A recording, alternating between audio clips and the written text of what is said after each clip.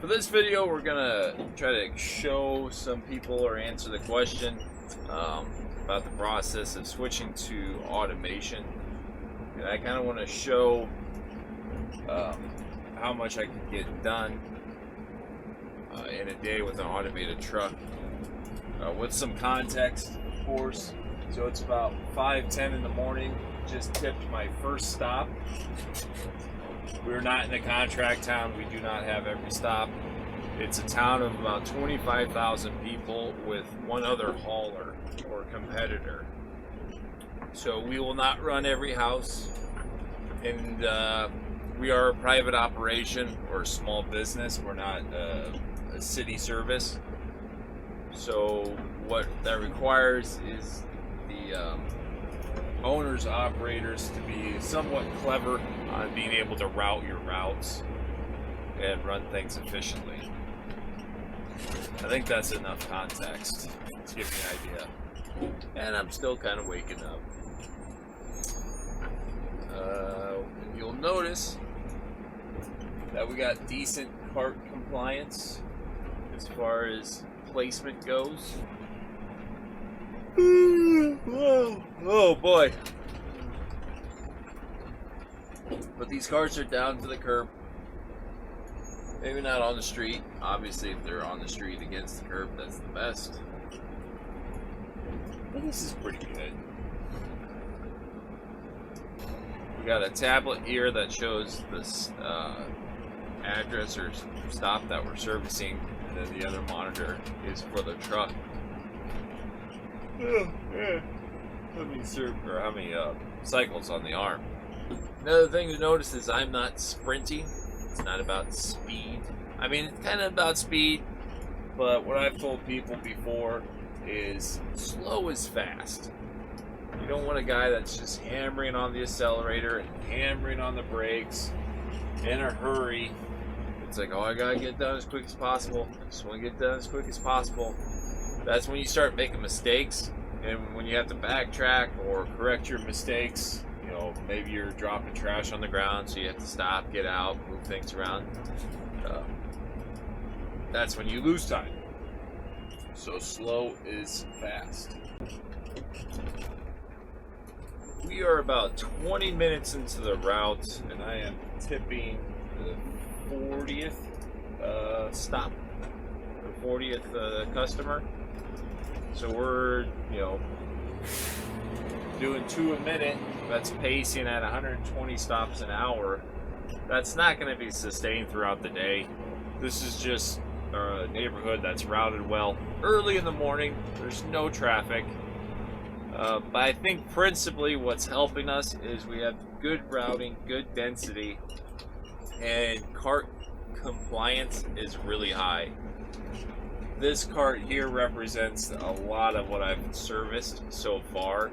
There's a cul-de-sac that got a little tricky. People park funny in cul-de-sacs. It's harder to navigate. And then you got this one. As I say that, we roll up to one that's backwards. You can get them to twist a little bit, depending on how you grab them. As I was talking, I lost my address. So I kind of lost my place. There's a couple of those that were not out. So we'll mark that. We use trash flow on the tablet. There's big buttons. So when you hit picked up, or when you pick it up, you just hit the big button that says picked up. It goes to the next one. If it's not out, you hit other and then mark it not out. And that time codes it. So if someone calls in and says, hey, you missed me, and it's like, no, he was there at 5:30 or 5:50, whatever. You get the idea. But that's one of those things that kind of helps with speed, is not having to grab, like it used to be, we'd have to grab a stack of paper. Like every day they would print off the route on just a whole stack of paper. And you'd run a couple stops, then you'd stop the truck, grab your paper, flip through it, grab a pen, check off the ones you got. If they had extra garbage, you'd mark they had extra garbage. Just a whole lot of steps. And this way I know, like, oh, I'm looking at the map, I'm looking at the address number, Sometimes early in the morning you don't see the house numbers. People put them all over the place. They'll put it on the garage or above their door, on the curb, on the mailbox, but rarely is like there's one there. They just put it like in between the garage and the door. Like you kind of have to look for them. And when it's dark, it's not easy to see them all.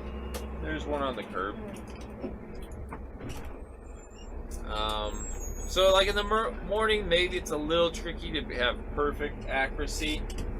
If I'm going to charge someone extra, like if they have a bunch of garbage on the ground and I get out of the truck to pick it up, that's where I'm a little more adamant. So it's like confirm that address visually. Like be sure you're marking it correctly.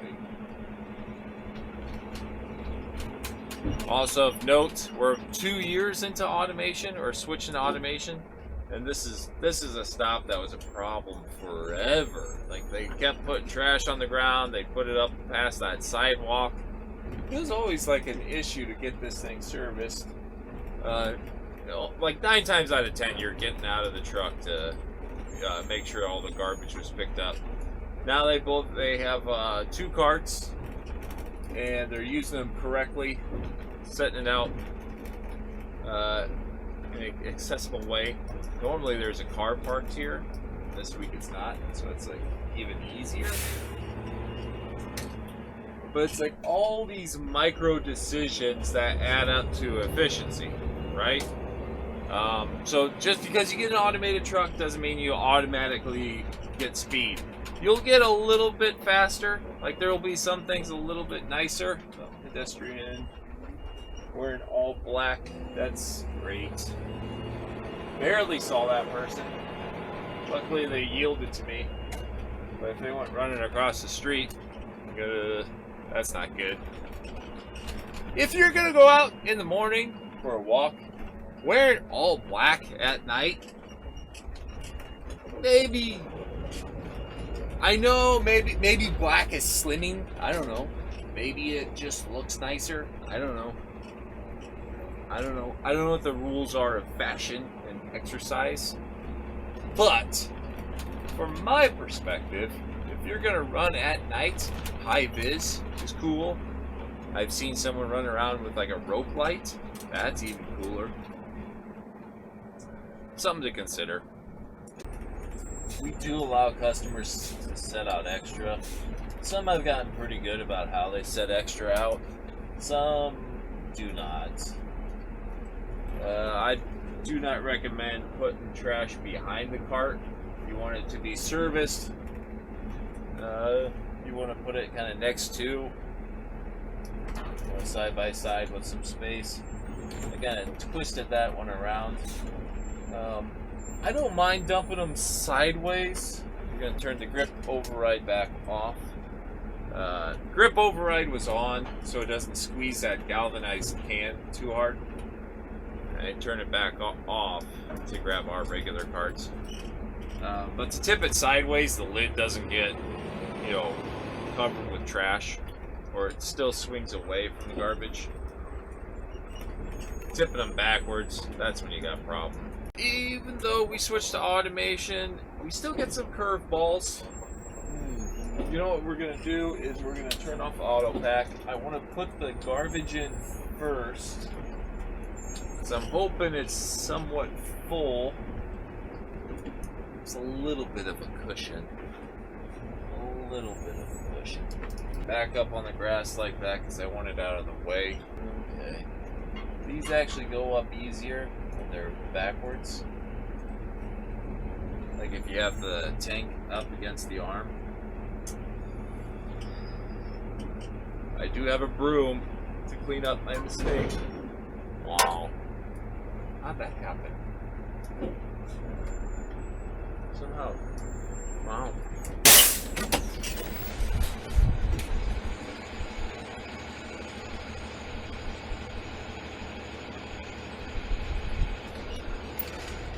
You ever see Galaxy Quest where the guy goes, and then it exploded? That's what makes me think when I drop a toilet in there. What happened? Beamed it up. And then it exploded. Good movie. Great movie. It's gonna be a little tricky. If you're gonna set cardboard out or any trash outside the cart, maybe consider not irrigating it before I get to it. Now I'm good at this, so I was able to get it. But there's other guys, like a rear load operation. Maybe your trash guy's a rear load operator. He doesn't want to pick up wet garbage. I mean, he probably woke up really not that thrilled to pick up garbage, period. But to soak it first? I started at 5:10. It is now 6:02, so we're not quite yet to an hour from our first stop. And I'm picking up stop 107. The density's gone down a little bit in this neighborhood, so we're not going to have that higher rate. Earlier, I think we were pacing, like that first half hour, we were pacing 120 stops an hour. And we've slowed down a little bit from there because we just don't have as many customers here. Still using principally a looping method. I think some guys, when they start off with automation, their instinct is to go down one street, turn around and go down the other side of the street, and then move to the next one. That's actually really inefficient. That 3-point turn is what's going to eat up your time. And you might think, oh, the looping, you're backtracking some stuff, so the looping's going to take longer. Not really. If you're always moving forward or making right-hand turns, you actually go a little bit faster. So we're using the loop method for routing in this area, even though our density isn't as good. And that's pretty much what I use from start to finish throughout the day. Every once in a while you'll get some weird dead-end streets or cul-de-sacs that kind of mess up the flow. This is probably the worst placement I've seen so far this morning. Why do I always say it that way? This morning.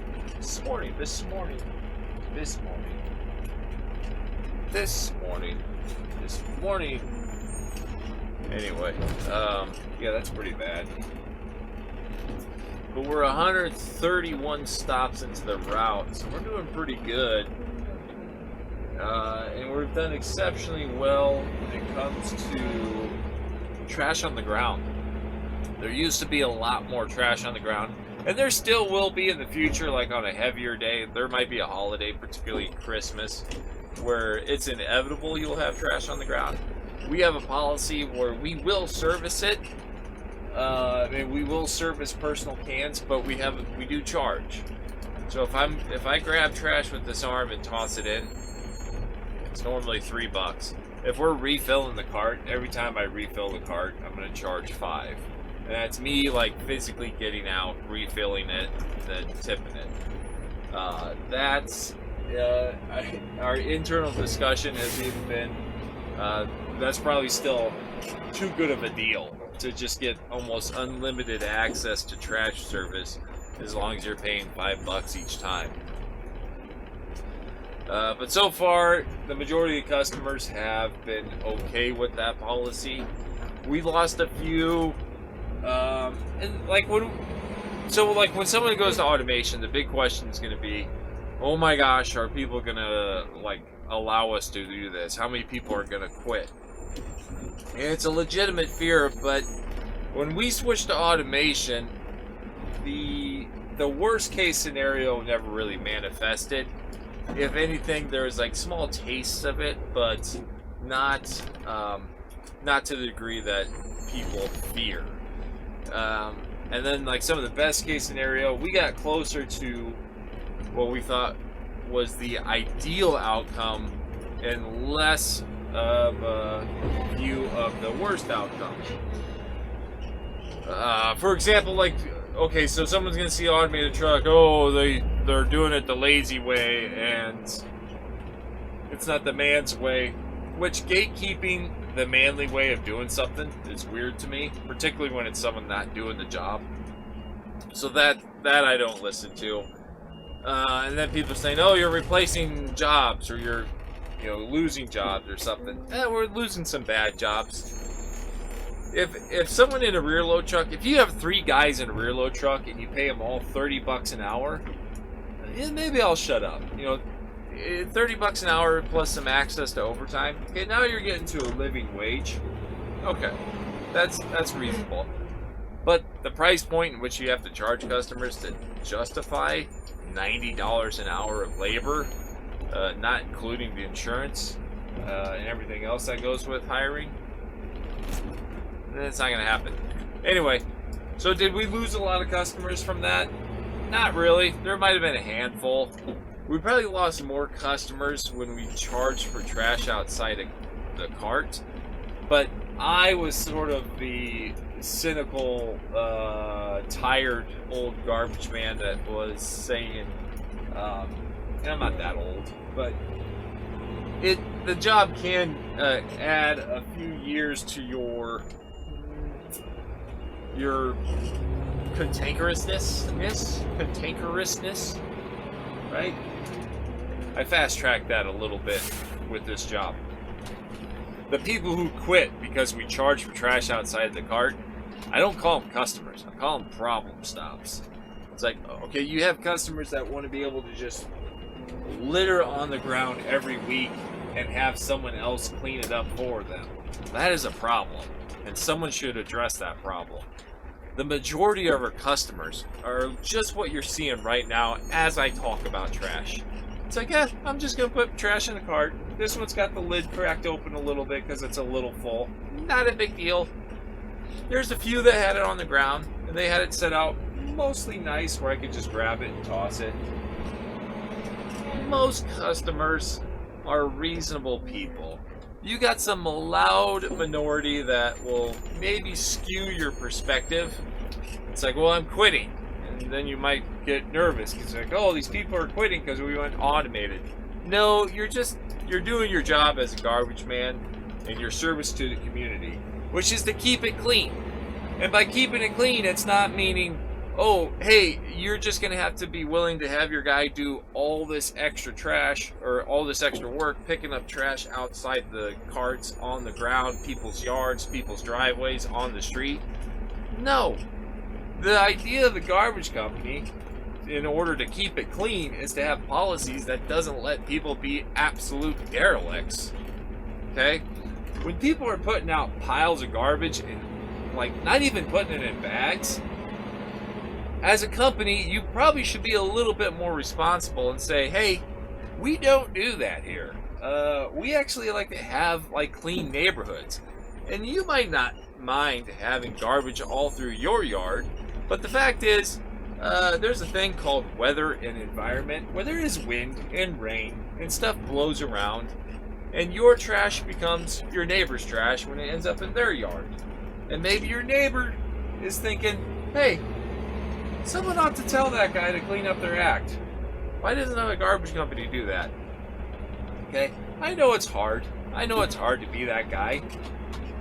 We lost a few people. I will say, like, if we lost 10 customers, or for every 10 customers we lost, there's probably 1 or 2 we could have salvaged if we just coached them a little bit better and exercised a little bit more diplomacy. So there will be mistakes, and it will be unfortunate. But ultimately, on the other side of converting to Sideload or automation, it does get better. I mean, I guess I'll put it out there. Has someone switched to automation and then switched back to Rearload? Does that exist? I'd like to see that story. Majority of the cases, no. If anything, our competitor should probably switch to automation and catch up. I don't count on it. But it'd probably serve him well if he did. But yeah, this route so far has been really nice. People have been keeping their trash in the cart. And that's another thing, when you charge for trash outside the cart, it's not because you're trying to get rich. The idea is you don't get rich from charging trash outside the cart. You charge because when you ask someone nicely to put trash in the cart, they won't do it. But instead, when you say, hey, we actually do charge for picking up trash off the ground, that's when people start using the card correctly. And then your routes get faster, right? You get speed and efficiency and profitability by keeping the truck moving. Having the guy get out of the truck to clean up stuff, that doesn't work. And asking customers nicely to put trash in the cart, that doesn't work for all of them. Some do. Some catch on pretty quick. Policy, I mean, I'm not proud of that policy, but it is critical. I have a whole compilation of clips of trash that would have fit, but I got out to finish putting trash away. Here, I'll show you.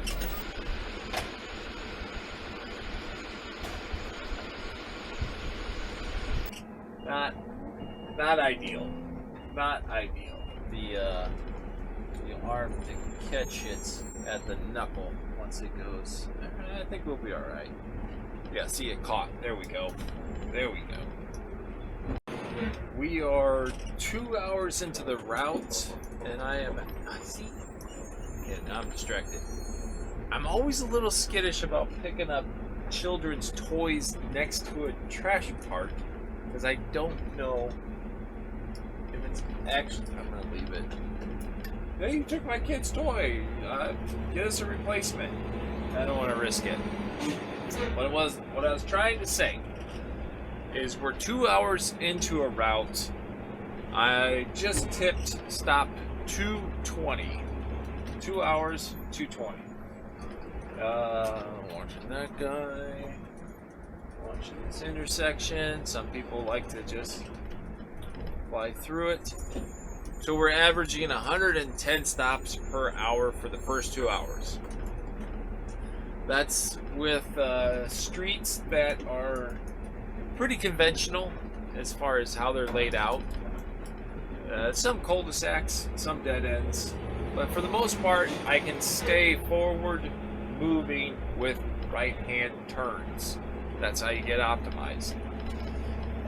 It will slow down later in the day. I've already had a transit from one neighborhood to another, and that you lose a little bit of time doing that. You're driving instead of picking up trash, because this route is spread across like 3/4 of the town. You got a few hundred here, a few hundred there, a few hundred over there, with a break to the transfer station in between all that. But you'll notice that I'm not in a hurry, right? I'm just moving forward. Just steady, slow, consistent, and accurate movements. You don't need to be fast. If you turned up the truck a little bit, made it faster, I could probably do it. I've done it enough where I could probably go faster, but I don't need to. You can get pretty good metrics or efficiency just out of steady movements.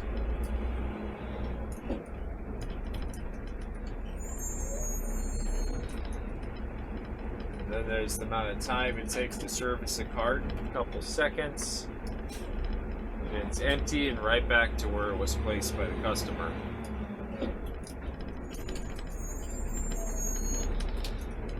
Using barely any length of the arm. Like if they're all past that sidewalk, you're stretching it past the sidewalk every time. You're adding time and a little bit of risk, because now you're crossing where pedestrians go, and they can sneak up on you. It's hard for them to sneak up on you when the arm goes out 2 or 3 foot and you are already, serviced and gone within, 10 or 12 seconds. If the arm has to go past the sidewalk, you're taking more time, and it gives more opportunity for someone to sneak up on you when you don't expect it. Alright, I'm 3 hours into this route. We have done, let's see, looking at my address, 324 stops in 3 hours. So I slowed down a little bit. I think last time I did a check-in, it was 220 stops, so 110 stops an hour. So I am 5 stops short of being 110 stops an hour in the last 3 hours. We're at 325. So it's a good pace. I got into an area where we didn't have as much density. So I was kind of spinning around or driving around. I haven't been getting out of the truck to load extras as much. It's actually been pretty light today when it comes to extras. Normally by this time I would have thought, I've gotten out of the truck, 8 to 10 times. It's probably been 2 or 3. But I'm still grabbing stuff outside the cart. So just because I haven't gotten out as much doesn't mean I'm not picking up stuff outside the cart. I just got a lot better.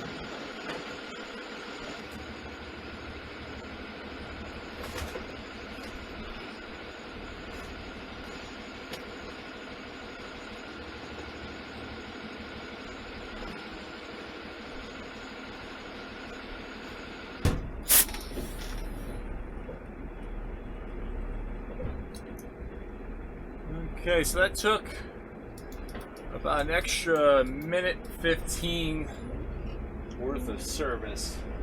Okay, well, I missed the check-in by about 5 minutes. Haven't got wrapped up into stuff.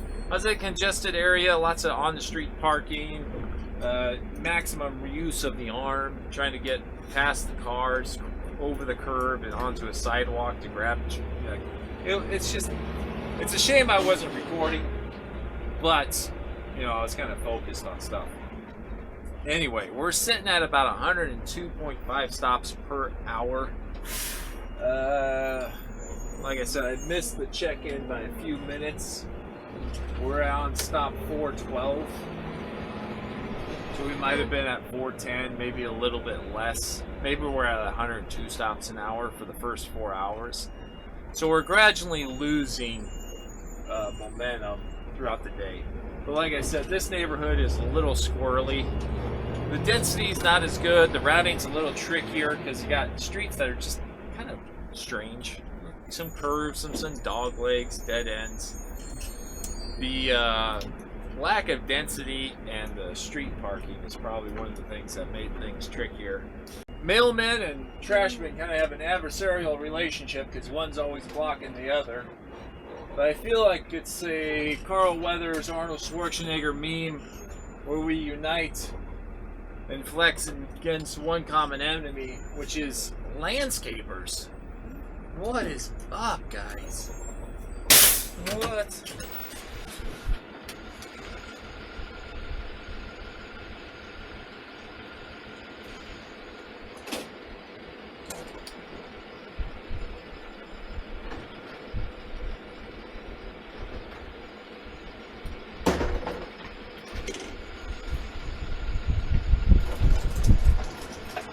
It is now 10:30, so we've lost about 20 minutes or so just transiting from one neighborhood to another, unloading at the transfer station. So we're gonna dip a little bit. But at 10:10, 5 hours into the route, we had 480 stops ran, which comes out to the 96 if I can do mental math well enough while also operating the truck. 96 stops an hour. It's been a slow decline since we started, but the neighborhood we started off with, like the first 3 hours was great. Everything was routed great, streets are run smooth. great placement. Then we got to a neighborhood where there's more street parking, more navigating around mailboxes and obstacles. The layout is weird. There's a diamond-shaped park that kind of makes things get squirrely, but more of an impact to your pace would be the alleyways. There's that last neighborhood we added stops in the alleys, so you're running stops on the street, and then you're running stops, behind the houses of that street in the alley, and it's inefficient. As well as just running the alley is slower in itself because you have way more obstacles and it's just a rougher terrain.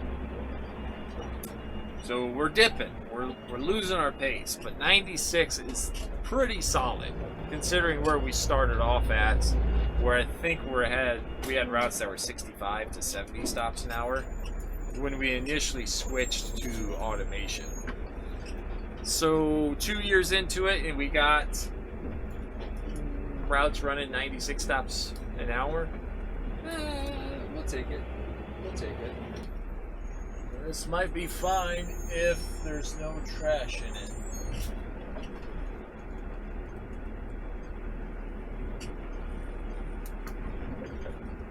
There we go.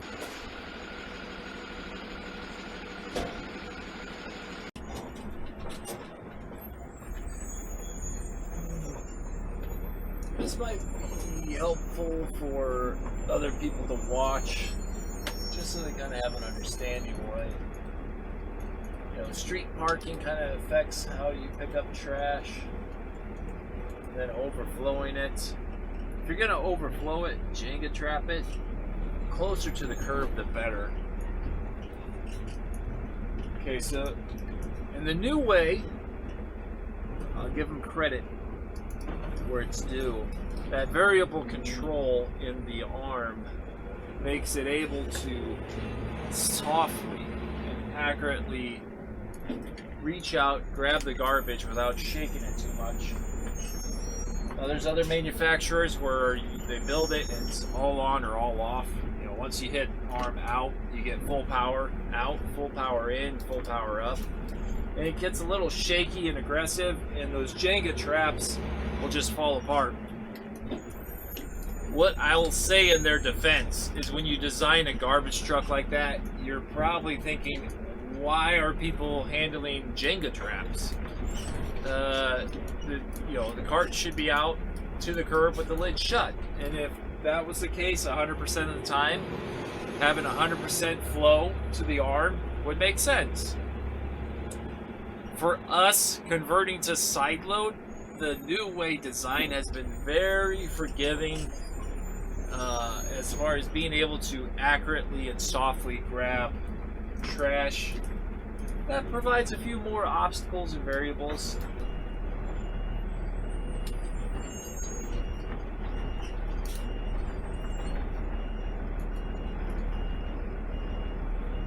If you're going to set cardboard boxes out with trash, I'd at least recommend trying to get the tabs to close to contain it. Make sure the bottoms are intact.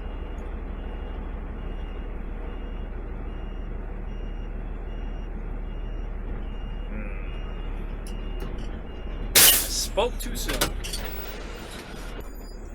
At 11:10, 6 hours into the route, we have 550 stops, which still comes out to a little bit over 90 stops an hour.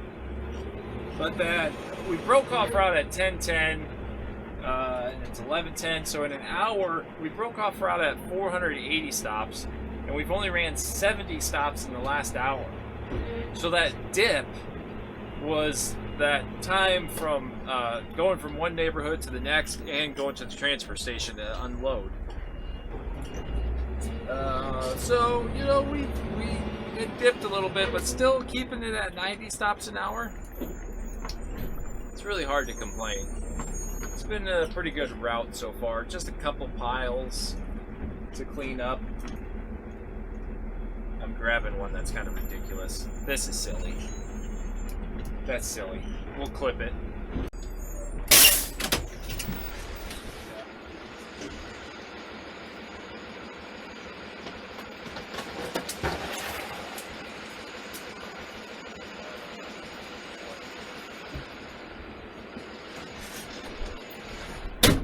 headed out backwards by the sidewalk behind the truck. I think there are some people in the comments that would say, oh, our guy would just keep on trucking. And I don't blame him. I don't blame him. There's a lot of room to park that truck.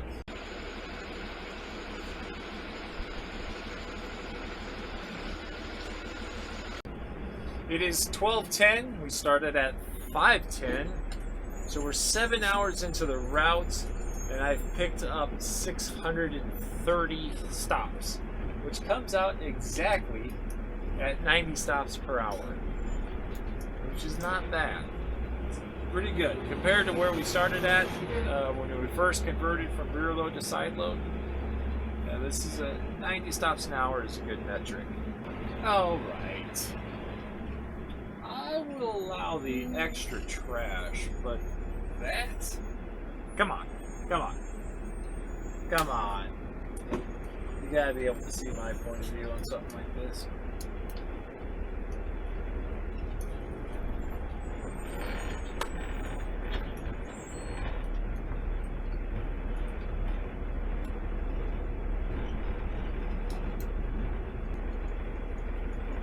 If I'm lucky, it will drop while still standing vertical.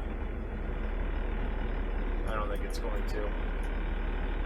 Oh, that's not supposed to work. That's not supposed to work. That's funny.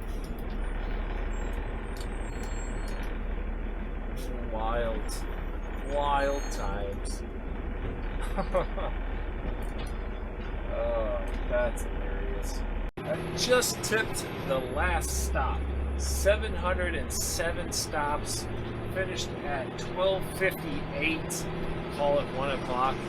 So 5:10 to 1 o'clock. 707 stops. I'm not doing that math in my head right now. We'll scribble it down when we get our scale ticket. All right, end of the day, scale tickets. We'll do a review using numbers. So if you're in the numbers, this is great. Context is switching Rearload to Sideload 2 years into it. We are kind of seeing like the best versions of an automated route. I'll try to give the short version. Before Rearload routes, 2 trucks would go out, maybe 2 or 3 guys per truck. So 4 to 6 guys with 2 different trucks would run 8 to 9 hour days, picking up 300 stops. Today, so I'll put those numbers up, over here or something. I don't know. We'll put the numbers up. So you got those numbers. Today I ran 707 stops from 5:10 in the morning to right at like 12:57. So we'll call it 1 o'clock. That is 7.83 hours. I averaged 90.25, so 90 and a quarter stops per hour front to back. There's some hours early in the day, better routing, better streets, less traffic, blah, blah, blah. I hit 110 stops an hour. And again, more context. This is not a contract town. This is a town of 25,000 people with one other hauler. So there are 2 haulers, us and one other competitor. They're a rear load operation still. I don't think we have the majority of the stops. We are actually a smaller company. But we've optimized going to automation. There's a whole list of strategies we've implemented to get better cart placement and compliance and routing and blah, blah, blah. But after 2 years, we converted 2 trucks and 4 or 5 laborers to 1 truck doing just as much in a day. So instead of 4 guys taking 36 man hours to pick up 700 stops or less, we have 1 guy, 1 truck picking up 707 stops by 1 o'clock. So 7.83 hours. Now, I know some of you are going to say, oh, you replace jobs. That's kind of a political, social commentary debate. We replaced bad jobs. And that's a whole discussion. You could talk to, I don't know if I got the time to have that discussion here now, But go talk to someone in finance or economy or some expertise about, do communities do better when you have more low paying jobs or fewer high paying jobs? That's the question. You can go research it, or we'll have it another day.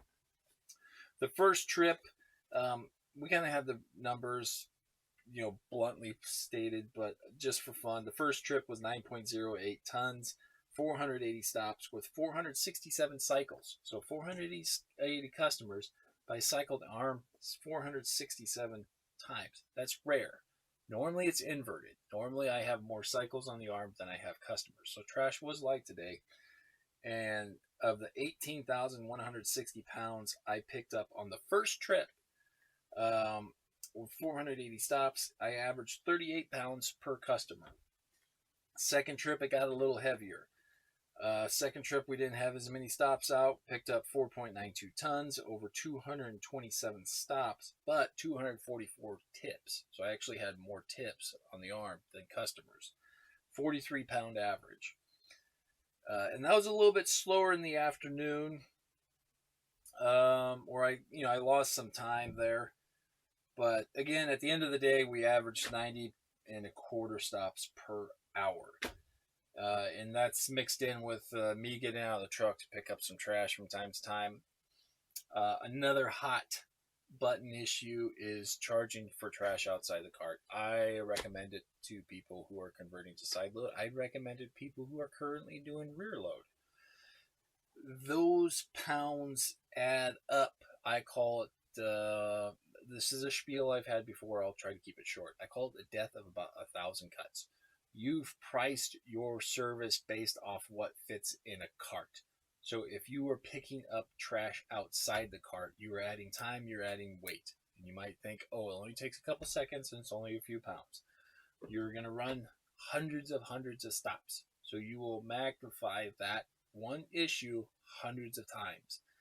And what's funny about those costs is when you break a cylinder, you recognize on your budget for that month a single line item for several $1,000s where it's like we had to replace a main cylinder. You see those costs. You don't see the micro cost of picking up an extra 5 to 10 pounds outside the cart. It's like, okay, we're going to add a few seconds. We're going to add a few pounds. And it's going to keep adding up. And you're going to wonder why your budget's out of whack. That's why. That's one of the why. Because with garbage, you got to think of everything at scale when you magnify things over hundreds or thousands of stops over the day or over a week or over a month. So that's my spiel. That's my position. It's not popular with some customers. But when we switched to automated, most customers were pretty chill. Once they figured it out, I made videos showing how to set carts and people kind of caught on.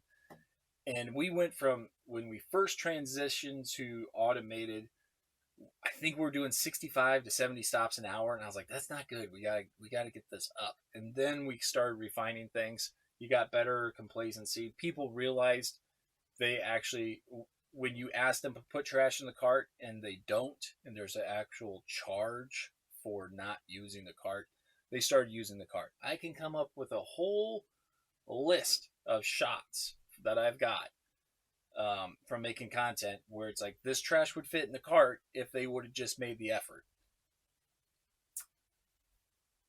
So that's why we charge. You can ask nicely, but they won't do it until they realize, oh, there's a charge. And then they'll do it. And then they'll only do it when it's absolutely necessary, ideally, because we still have some that don't. And you're not going to get rich from charging for trash outside the cart. At least the money raised from that is not going to make you rich. And I would argue you're probably not going to get rich doing trash in general. Some people have, but that's a different story. You will run a better company charging for extra by getting people to comply with the cart usage and the cart placement, and you run 90 stops an hour or 100 stops an hour instead of 50 or 60. So it's about efficiency. And this is all, there's no contract. We're not running contracted stops. This is customers chose us and they signed up for our service, whether they called in or they signed up online, which is a plug. I'll plug Trash Joe's, Nate Williams. He's in some Facebook groups. You might have seen him or have some conversations with them. There's an online sign up portal. Customers can say, hey, I need service. They click on a link. It takes them and says, okay, here's all the options. They click on it. They enter in their information. They signed up for auto pay. Boom. Awesome. That's a whole nother discussion as far as like how much you can save your time in the office by automating things. So that is the day, or one of the days in garbage. This one ran a little faster than average, but not unusual.